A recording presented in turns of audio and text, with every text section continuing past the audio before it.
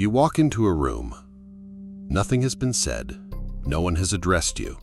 The conversation you interrupted was ordinary, surface level, unremarkable. And yet something in you shifts immediately. A heaviness descends. A tension registers in your chest before your mind has formed a single thought about it. You feel with extraordinary precision that something in this room is not right. And you are correct. Everyone else seems fine. They are talking, laughing, continuing. You are standing in the doorway, quietly absorbing something invisible. This is not anxiety. It is not oversensitivity. It is not imagination. It is one of the most extraordinary capacities the human brain possesses. And almost nobody explains what is actually happening when it occurs. In the early 1990s, a team of neuroscientists in Italy made an accidental discovery that would change our understanding of human connection forever. They were studying the brains of macaque monkeys, mapping which neurons fired when the monkey reached for food. One afternoon, a researcher reached for his own food in the laboratory, and the monkey's neurons, the exact same neurons that fired when the monkey itself reached, fired again. The monkey had not moved. The monkey had not done anything. It had simply observed another being performing an action, and its brain had responded as though it were performing that action itself. These neurons were named mirror neurons, and when researchers began investigating whether the same system existed in human beings, the findings were profound. Not only do human mirror neurons fire in response to observed actions, they fire in response to observed emotions. When you watch someone experience pain, your pain network activates. When you witness someone's grief, the regions of your brain associated with sadness respond. When you see someone smile, genuinely, not performed, something in your face wants to mirror it.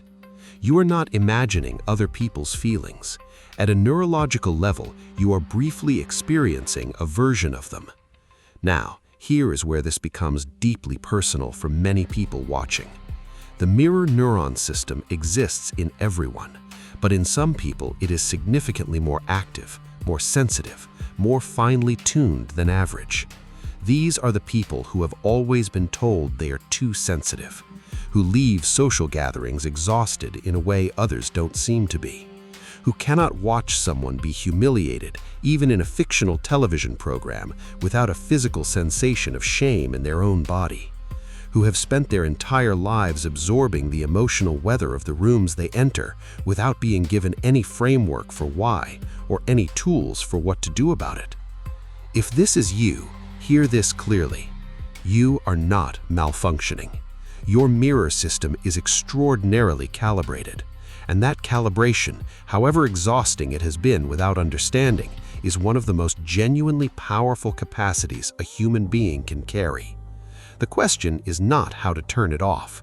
The question is how to work with it, consciously, sustainably, without losing yourself in the emotional worlds of the people around you.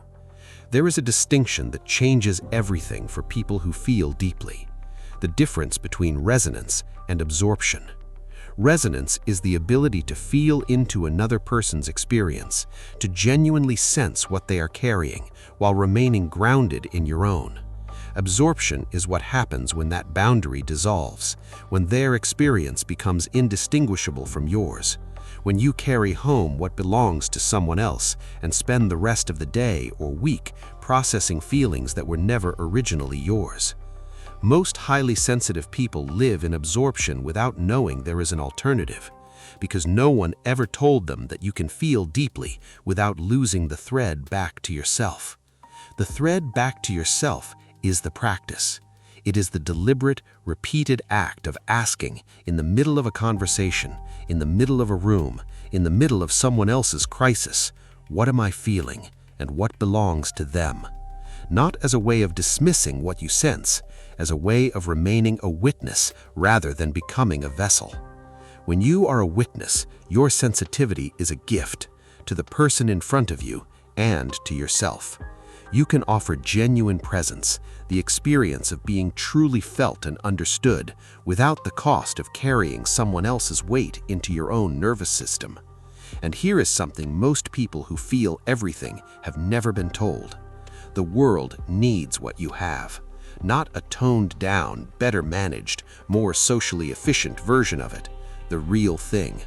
The ability to walk into a room and know what is actually happening beneath what is being said, to sit with someone in their darkest moment and not flinch, to offer presence so complete that the person receiving it feels, perhaps for the first time in a very long time, genuinely less alone.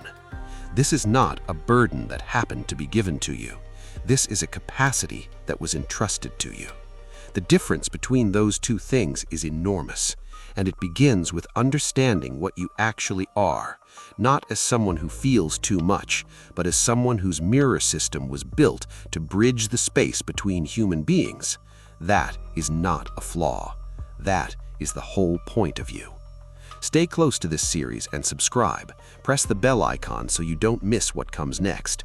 There is a pattern we haven't named yet, one that touches almost every person who loves deeply, feels deeply, and gives generously. And it is quietly one of the most misunderstood dynamics in all of human psychology. It doesn't begin with someone else. It begins with what happens when your love for another person slowly becomes the place where you lose yourself. And by the time most people recognize it, they can barely remember who they were before it started.